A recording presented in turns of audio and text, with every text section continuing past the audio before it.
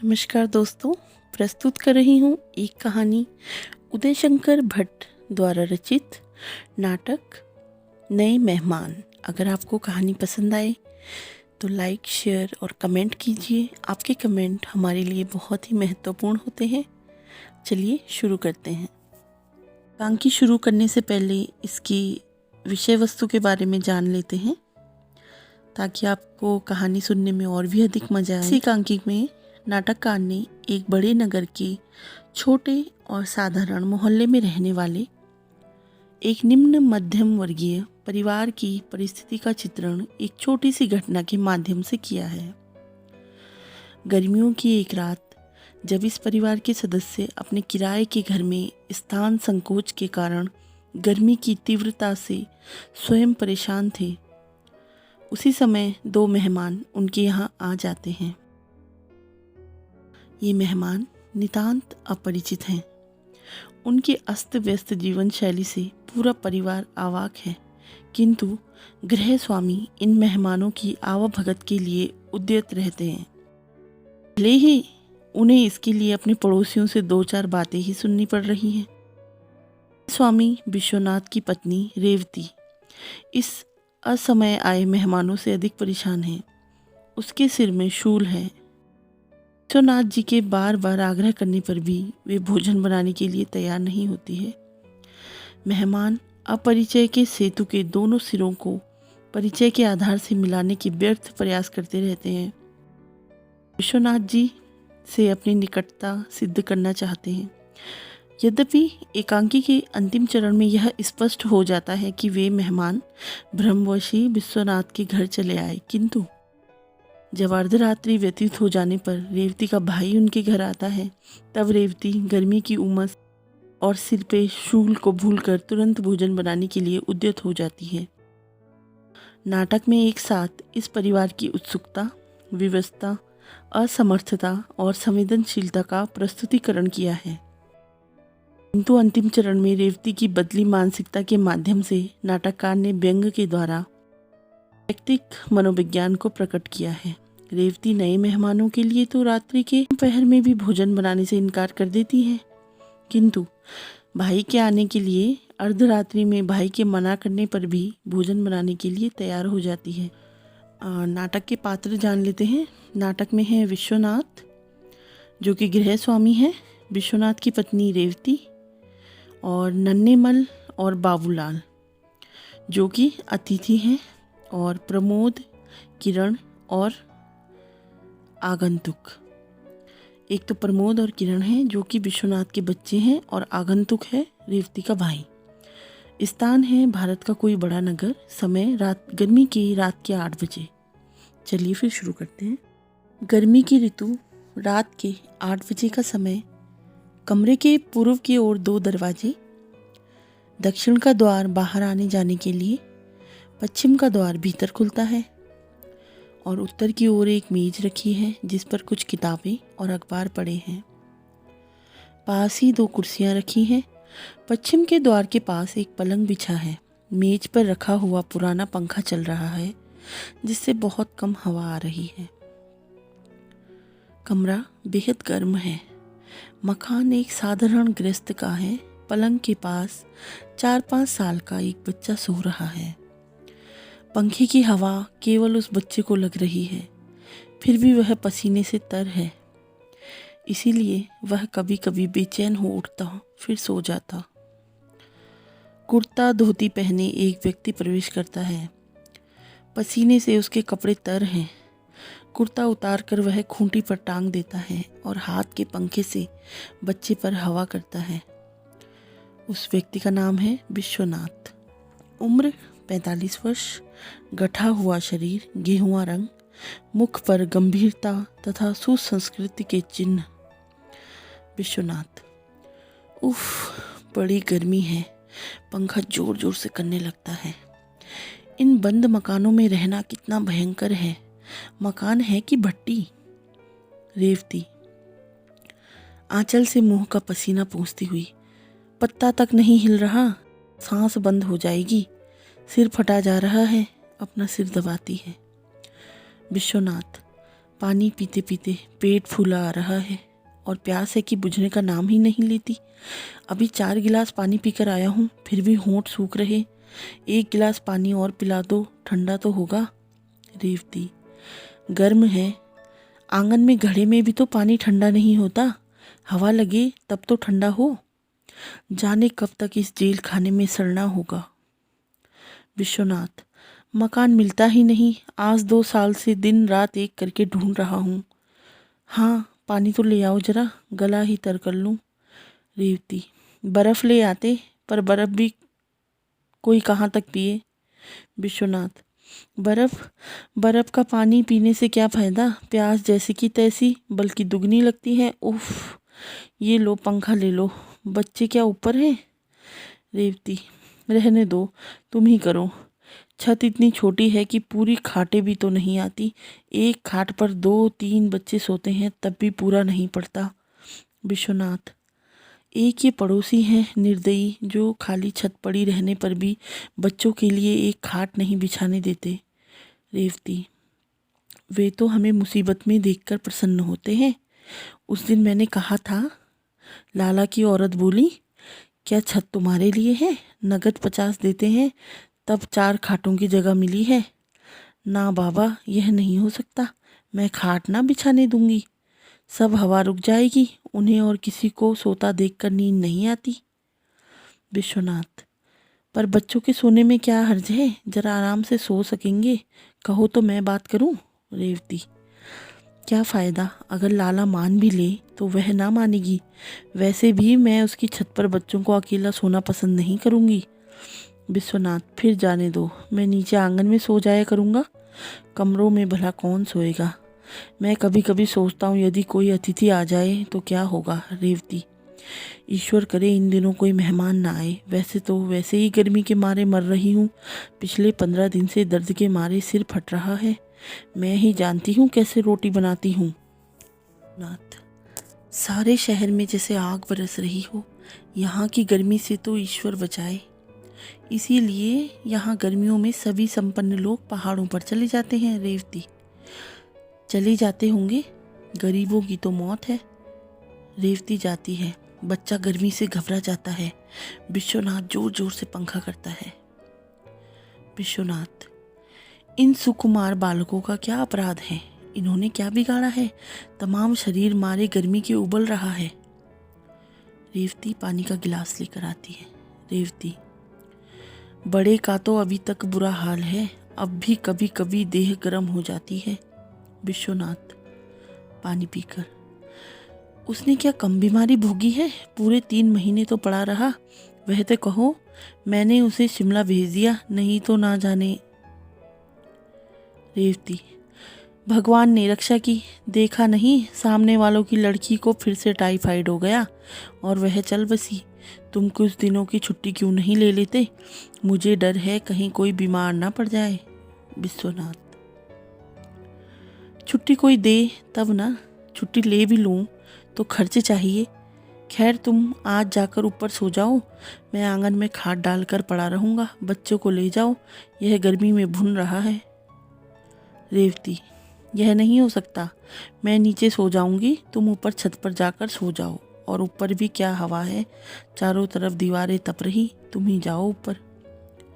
विश्वनाथ, यही तो तुम्हारी बुरी आदत है, किसी का कहना ना मानोगी, बस अपनी ही हाके जाओगी। 15 दिन से सिर में दर्द हो रहा है, मैं कहता हूँ खुली हवा में सो जाओ तो तबीयत ठीक रहेगी। रेवती, तुम तो व्यर्थ की जिद करते हो, भला यहाँ आंगन में तुम्हें नींद आएगी, बंद मकान, हवा का नाम नहीं, रात भर नींद ना आएगी, सवेरे काम पर जाना है, जाओ मेरा क्या है, पड़ी रहूँगी। विश्वनाथ, नहीं यह नहीं हो सकता, आज तो तुम्हें ऊपर ही सोना पड़ेगा, वैसे भी मुझे कुछ काम करना है। रेवती, ऐसी गर्मी में क्या काम करोगे, तुम्हें भी ना जाने क्या धुन सवार हो जाती है, जाओ सो जाओ, मैं आंगन में खाट पर इसी लेकर जैसे तैसे रात काट लूँगी, जाओ।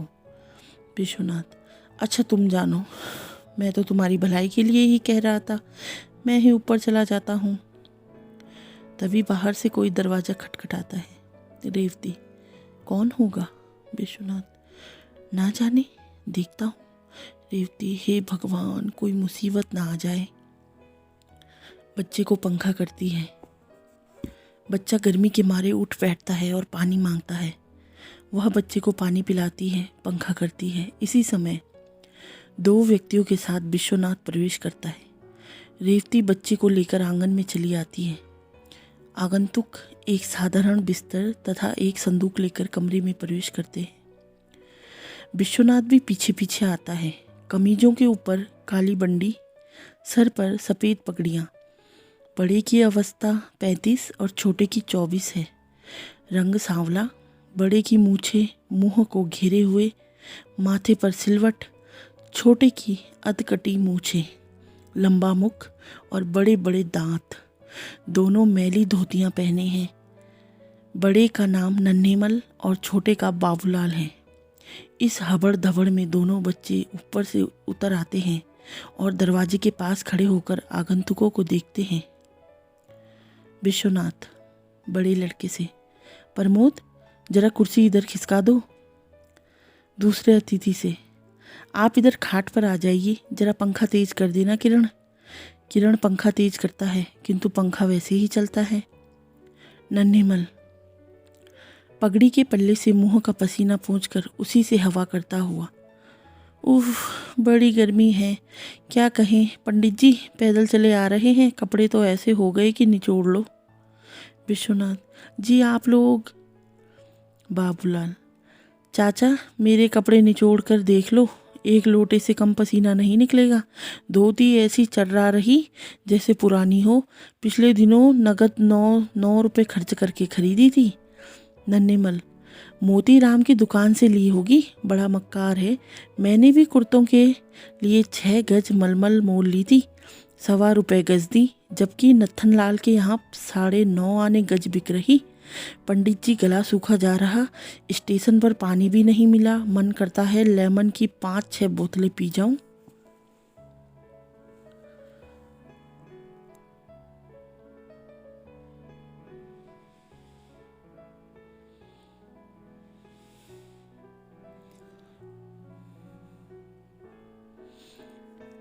बाबूलाल, मुझे कोई पिलाकर देखे, 10 से कम नहीं पीऊंगा।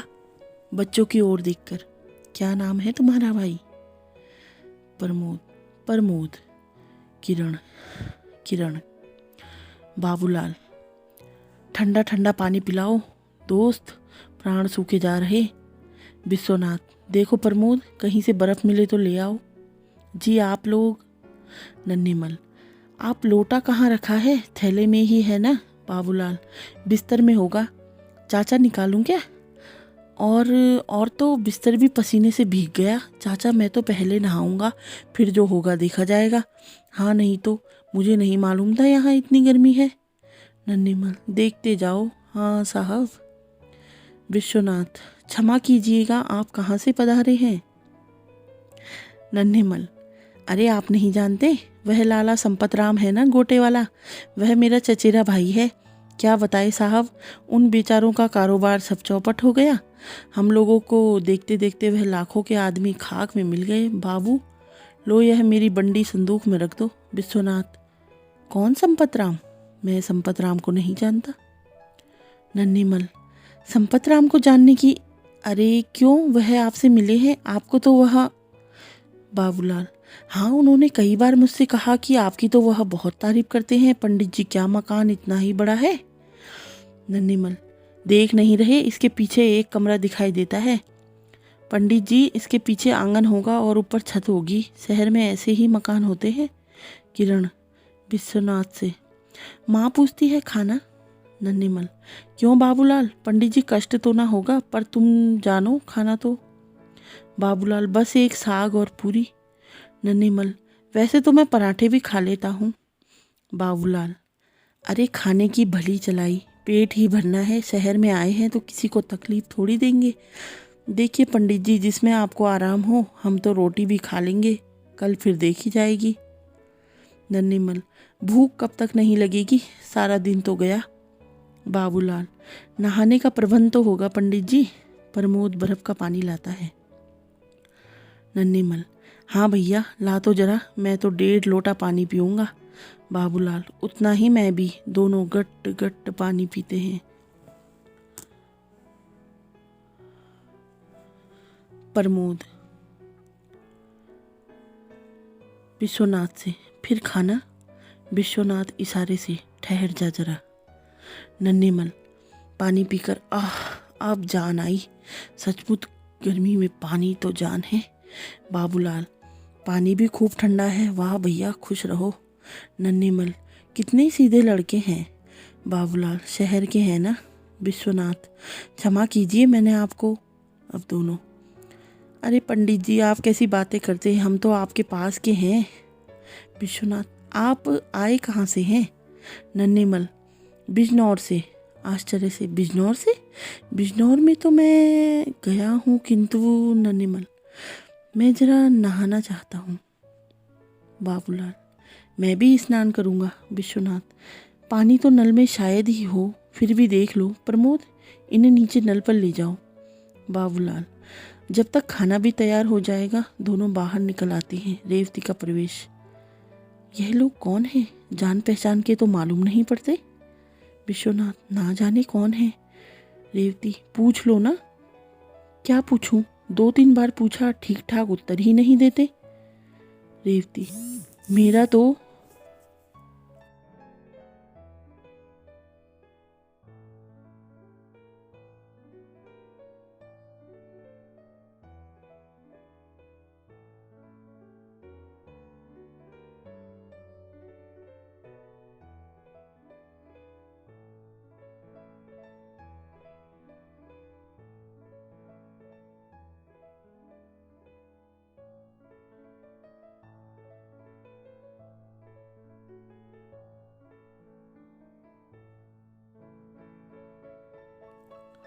रेवती, मेरा तो दर्द के मारे सिर फटा जा रहा। इधर पिछली शिकायत फिर बढ़ती जा रही है। पहले सोते सोते हाथ पैर सुन्न हो जाते थे, अब बैठे बैठे हो जाते हैं। विश्वनाथ, क्या बताऊं, जीवन में तुम्हें कोई सुख न दे सका, नौकर भी नहीं टिकता। रेवती, पानी तो 3 मंजिल पर चढ़ाना पड़ता है, इसीलिए भाग जाता है। गर्मी क्या कम है? किसी को क्या जरूरत पड़ी जो गर्मी में भुने। यह तो हमारा ही भाग्य है कि चने की तरह भाड़ में भुनते हैं। विश्वनाथ, क्या किया जाए। रेवती, फिर क्या, खाना बनाना होगा। पर यहाँ है कौन। विश्वनाथ, खाना तो बनाना ही पड़ेगा, कोई भी हो। जब आए हैं तो खाना जरूर खाएंगे, थोड़ा सा बना लो। रेवती तुनक कर, खाना तो खिलाने ही होगा। तुम भी खूब हो, भला इस तरह कैसे काम चलेगा। दर्द के मारे तो मेरा सिर फटा जा रहा है, फिर खाना बनाना इनके लिए, और इस समय आखिर ये आए कहाँ से हैं। विश्वनाथ, कहते हैं बिजनौर से आए हैं। रेवती आश्चर्य से, बिजनौर? क्या बिजनौर में तुम्हारी जान पहचान है? अपनी बिरादरी का तो कोई आदमी वहाँ नहीं रहता। विश्वनाथ, बहुत दिन हुए, एक बार काम से बिजनौर गया था, पर तब से अब तक 20 साल हो गए। रेवती, सोच लो, शायद वहाँ कोई साहित्यिक मित्र हो, उसी ने इन्हें भेजा हो। विश्वनाथ, ध्यान तो नहीं आता, फिर भी कदाचित कोई मुझे जानता हो और उसी ने भेजा हो। किसी संपत राम का नाम बता रहे थे, मैं जानता भी नहीं। रेवती, बहुत मुश्किल है, मैं खाना नहीं बनाऊंगी। पहले आत्मा फिर परमात्मा, जब शरीर ही ठीक नहीं रहता तो फिर और क्या करूं। विश्वनाथ, क्या कहेंगे कि रात भर भूखा मारा, बाजार से कुछ मंगा दो ना। रेवती, बाजार से क्या मुफ्त आएगा, 3-4 रुपए से कम में क्या उनका पेट भरेगा। पहले तुम पूछ लो, बाद में खाना बनाऊंगी। बाबूलाल का प्रवेश। रेवती का दूसरी ओर से चले जाना। बाबूलाल, तबीयत अब शांत हुई, फिर भी पसीने से नहा गया हूँ। ना जाने पंडित जी आप यहाँ कैसे रहते हैं। और पंखा करता है। विश्वनाथ, 8-9 लाख आदमी इस शहर में रहते हैं, उनमें से 6-7 लाख आदमी इसी तरह के मकानों में रहते हैं। अचानक छत पर शोर मचता है। प्रमोद आकर, उन्होंने दूसरी छत पर हाथ धो लिए, पानी फैल गया, इसीलिए पड़ोसी की स्त्री चिल्ला रही है। मैंने कहा सवेरे साफ कर देंगे, इन्हें मालूम नहीं था। विश्वनाथ, तुमने क्यों नहीं बताया कि हाथ दूसरी जगह धो। प्रमोद, मैं पानी पीने चला गया था, वहाँ ऊषा रोने लगी, उसे चुप कराया, पानी पिलाया और पंखा करता रहा। विश्वनाथ, चलो कोई बात नहीं, उन्हें कह दो कि सवेरे साफ करा देंगे। नेपथ्य में, अरे बाबू मेरी धोती दे देना, मैं भी नहा लूँ। बाबूलाल, लाया चाचा। जाता है। पड़ोसी का तेजी से प्रवेश। पड़ोसी, देखिए साहब, मेहमान आपके होंगे, मेरे नहीं। मैं यहाँ बर्दाश्त नहीं कर सकता कि मेरी छत पर इस तरह गंदा पानी फैलाया जाए। सारी छत गंदी कर दी। विश्वनाथ, वाकई गलती हो गई, कल सवेरे साफ करा दूंगा। पड़ोसी, आपसे रोज ही गलती हो जाती है। विश्वनाथ, अनजान आदमी से गलती हो ही जाती है, उसे क्षमा कर देना चाहिए, कल से ऐसा नहीं होगा। पड़ोसी, होगा क्यों नहीं, रोज होगा, रोज होता है। अभी उसी दिन आपके एक और मेहमान ने पानी फैला दिया, फिर वह खाट बिछाकर लेट गया था।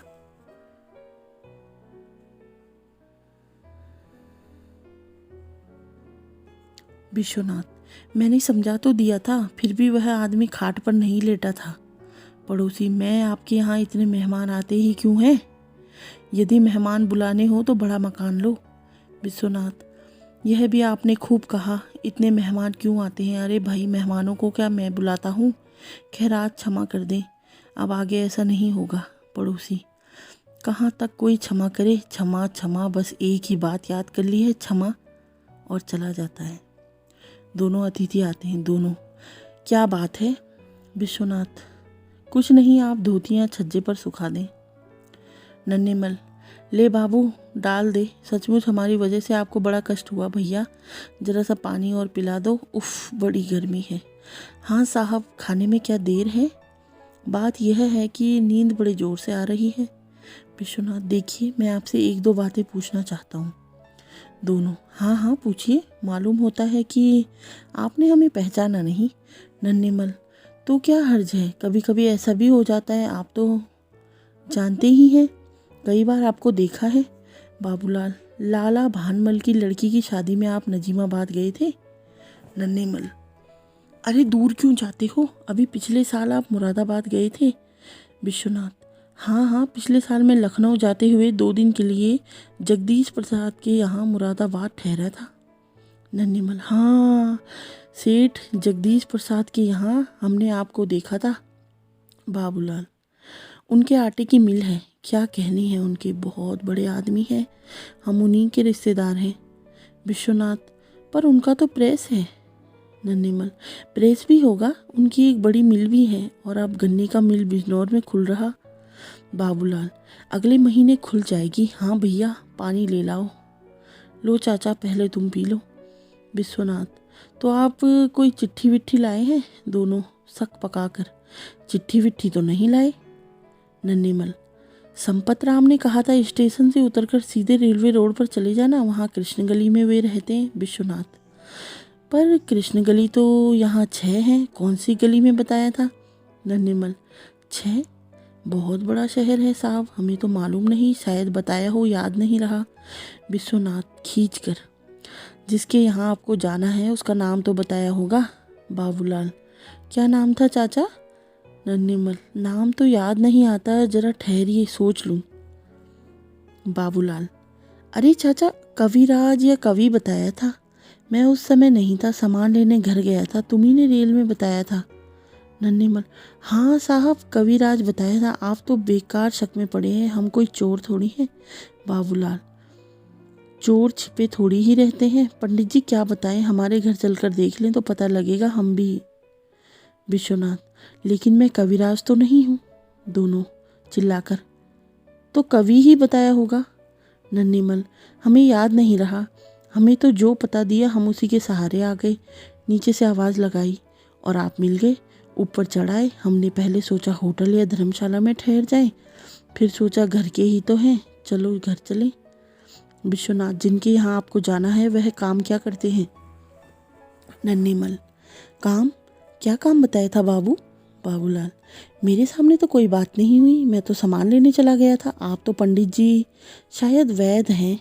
नन्हेमल, हाँ याद आया, बताया था वैद्य हैं। विश्वनाथ, पर मैं तो वैद्य नहीं हूँ। प्रमोद, पिछली गली में एक कविराज वैद्य रहते हैं। विश्वनाथ, हाँ हाँ ठीक, कहीं आप कविराज रामलाल वैद्य के यहाँ तो नहीं आए?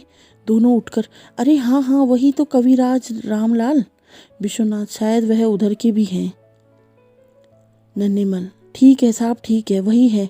मैं भी सोच रहा था आप ना संपत राम को जानते हैं ना जगदीश प्रसाद को। प्रमोद से, कहाँ है कविराज का घर?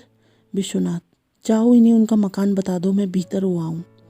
दोनों, चलो जल्दी चलो भैया। अच्छा साहब, राम राम। विश्वनाथ भीतर से ही, राम राम। सब चले जाते हैं। कुछ देर के बाद विश्वनाथ की पत्नी सहित प्रवेश। रेवती,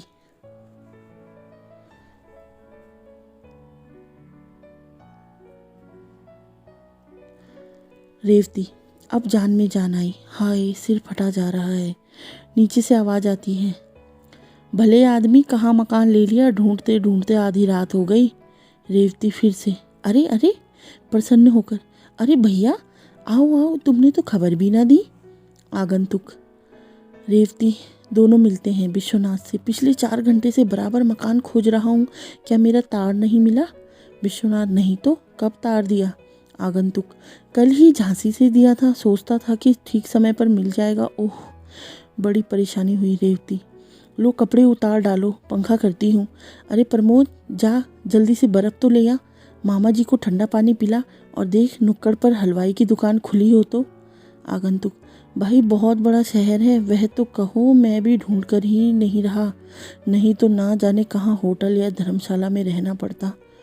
बड़ी गर्मी है, मैं ज़रा नहाना चाहता हूँ। विश्वनाथ, हाँ हाँ अवश्य, सामने चले जाइए।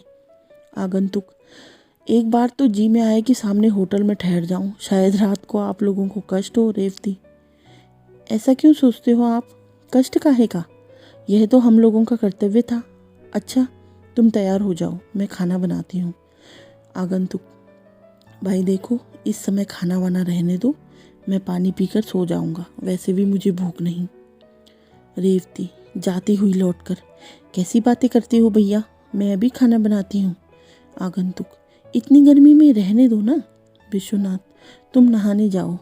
आगंतुक जाता है और विश्वनाथ रेवती से, कहो अब, क्या आप खाना ना बनाओगी? रेवती, अब क्या खाना बनाऊंगी, भैया भूखे नहीं सो सकते।